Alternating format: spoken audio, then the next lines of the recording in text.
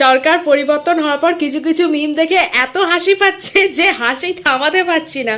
একটা মিম দেখেছি, সেই মিমটা থেকে এত হাসি পেয়েছে, কিন্তু হাসির সাথে সাথে একটা চিন্তাও মাথায় ঢুকেছে। তোমরা আগে মিমটা দেখো, তারপর আমি তোমাদেরকে বলছি। দেখো দেখো, আগে মিমটা দেখো। আমার যাবার সময় হলো, দাও বিদায়।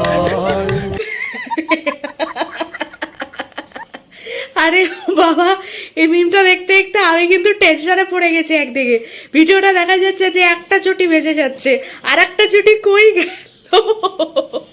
আর একটা চটি কি খাটের তলায়, দেয়ালের খাজে, পায়খানার প্যানে, ওটি রুমে বা বনে জঙ্গলে কি লুকিয়ে আছে নাকি আর একটা চটি? গাইস, চিন্তার ব্যাপার না?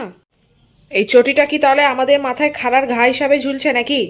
তাহলে সবাই চলো একসাথে মিলে আরেকটা চটি খুঁজি, দিয়ে আরেকটা চটিকে ওই জলের মধ্যে ভাসিয়ে দিই। সবাই মিলে বলো জয় শ্রীরাম।